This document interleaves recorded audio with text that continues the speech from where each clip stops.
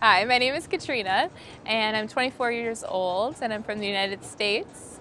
I grew up in Michigan, so I was teaching English for 6 weeks, and I was living in Rabat in the old Medina, but then we were working in Saleh, which is a sister city. So volunteering has always been a very large aspect of my life. I grew up and my mother was always involved in the community and my father was. So since I was 4 years old up until I graduated from high school, I was helping at camps and doing after school programs, and I think especially it had a large impact on who I became and kind of developing larger goals for myself that were outside of my community that otherwise I don't think I would have experienced. So when we first started, it was actually a new organization that had just opened up, and they opened a week before I had gotten there. So it was, a lot of students would come and peek in the doors and they didn't really know what was going on. But by the end of the 6 weeks, we had both classrooms jam-packed every single day, and people were so excited to come and learn, and it was very rewarding for me as well. And just to see that type of excitement for education, it was a lot of fun. It was very challenging in the beginning. We didn't have any instruction on what we were going to teach, and we had people with all these sorts of strengths and weaknesses and amongst the teachers, and then we also had all ages and all levels with the students as well. Developing a lesson plan was fun, but it was definitely very rewarding, and we kind of worked well with each other and developed what we could do best, and we kind of switch on and off throughout the day. Students were great. They all ran up to us every day. They would walk us to the taxi station. They would yell, "Teacher, teacher, teacher," from down the street. We had to work on that with names. And I mean, the last day we had this huge party, all of us got together and we put together a lot of food for them, and had snacks, and we had music playing, and I cried like a baby. So we were all crying. They actually wrote letters for us and they read them in front of the class, and it was probably the sweetest thing. I still have the letters, and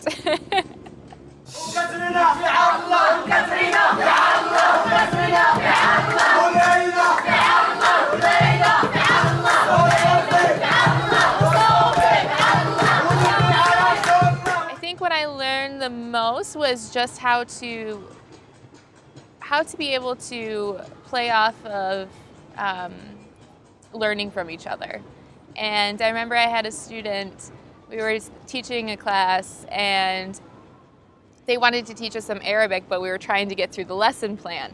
And so I don't know if it was me or one of the other teachers, we had said that, no, we're trying to stay focused on the English.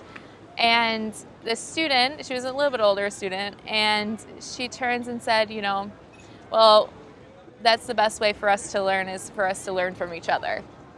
And so from that on out, it really got me thinking on how we presented things and how we could have a lot more fun in the classroom and get everybody engaged, and it was very rewarding. So I get to Rabat, and we are in this little hotel. We were there for a day, and we did orientation the following day. And, after a long day of learning local terms and kind of getting a feel for what the food was like, what the culture was like, atmosphere, we were met with our families. So the moms actually came and picked us up. I felt like I was in kindergarten again. And so then we had our huge suitcases, and we were trying to travel through the Medina. If you ever go to Morocco, do not pack a huge suitcase. Go for the backpack option. So we were trying to weave through all these stores and all these small little narrow streets. I'm like, how in the world am I going to find my way every day? There's no way. I have no idea where I am. I have no sense of direction anymore. And all of these buildings, they all look the same, and you have no idea what they're going to look like inside. And you get inside, and there's these beautiful homes, beautiful tile work, And I think that has a lot to do with the Moroccan culture as well, just because they're very warm and friendly and welcoming, and you know, you're going to end up inside their home at one point. So I loved my family. At first it was a little strange trying to get the language barriers and deal with that. The older two kids, they actually knew English a little bit, so that helped a lot. But yeah, it was a lot of sign language for a little while. Tried to act things out, like, you know, taking a shower, so that was interesting.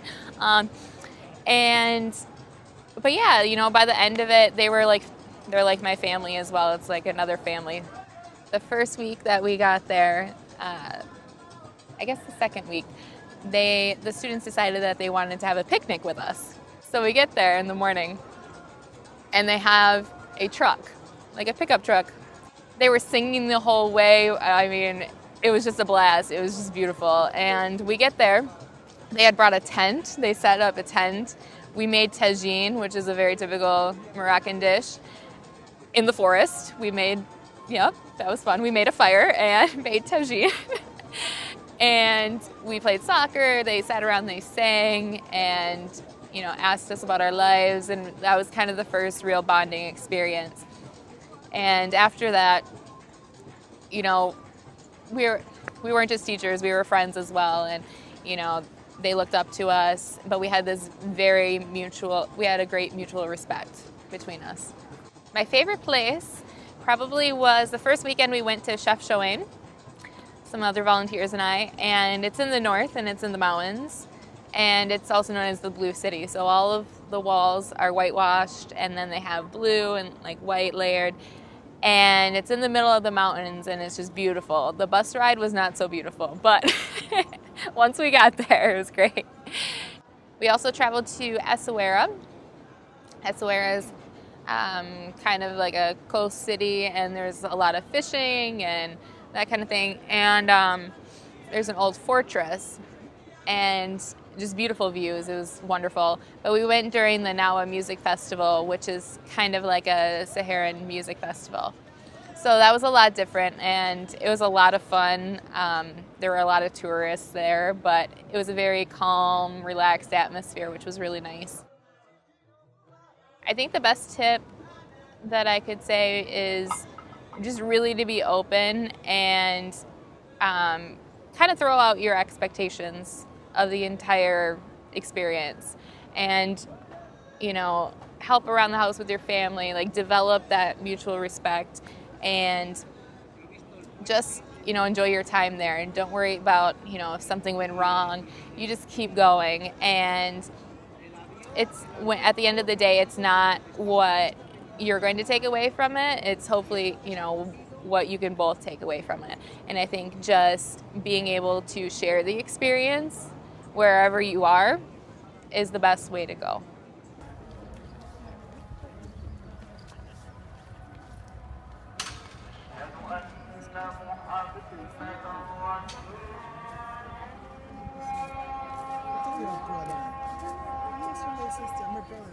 Nice to meet you.